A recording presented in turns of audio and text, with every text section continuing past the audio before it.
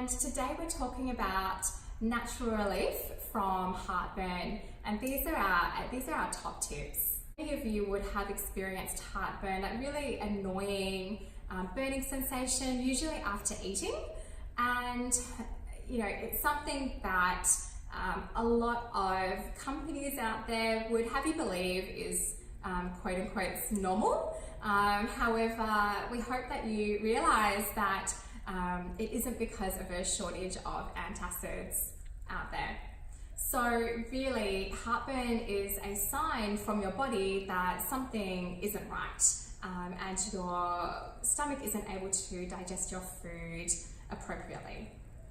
So it's a common misconception that a lot of people believe that heartburn is because of stomach acid being too high and it's coming up and it's burning you. Yeah.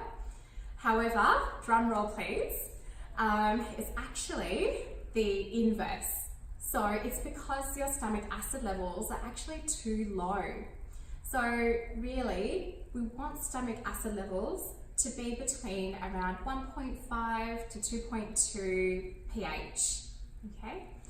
To give you some context, our blood is around 7.35 to 7.45 pH, and our ideal drinking water should be around 7 to 9 pH, yep. So it's quite acidic, and when our pH level is too high, meaning that we're actually alkaline, I know it's a little bit confusing, then our stomach can't actually break down our food properly, and therefore this undigested food and proteins, they get into our gut and our body can't process what it's been given. So the reason that you get that symptom is because the food isn't being digested properly, and then everything is bubbling up, the gastric juices, and that acid is burning the esophagus.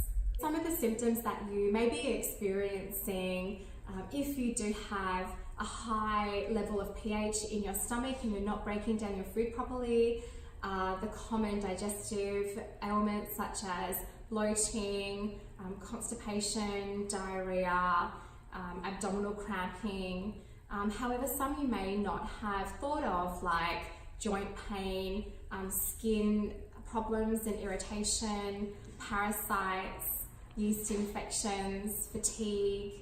So all of these things can be related to a high pH in your stomach and not breaking down your food properly. Also, this makes you more vulnerable to food poisoning and also bacterial infections such as Helicobacter pylori. So why does it get so alkaline in the first place? Yeah, well, you probably can answer this question. It's the same old poor diet full of refined carbohydrates, sugars, alcohol, caffeine, and high levels of stress. So really, there's a lot of changes that you can make to actually help to improve your stomach acid levels. So our top tips for helping to improve those levels of stomach acid: 1, chew your food properly like your mum told you to. This is going to help to break it down so that your stomach doesn't have to do so much of the work.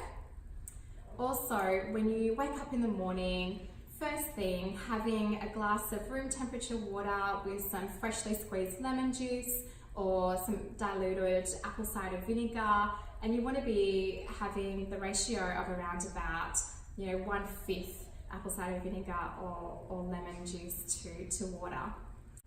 Another thing that you can do is celery juice. So juicing around 450 mils of celery and drinking that first thing on an empty stomach, it helps to really get those digestive enzymes going and to help your stomach break down some of the food.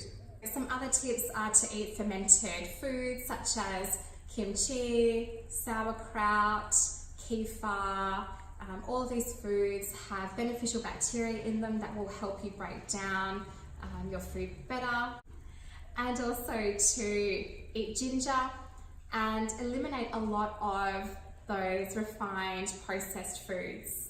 So we hope that you've enjoyed this episode of how to naturally reduce your heartburn.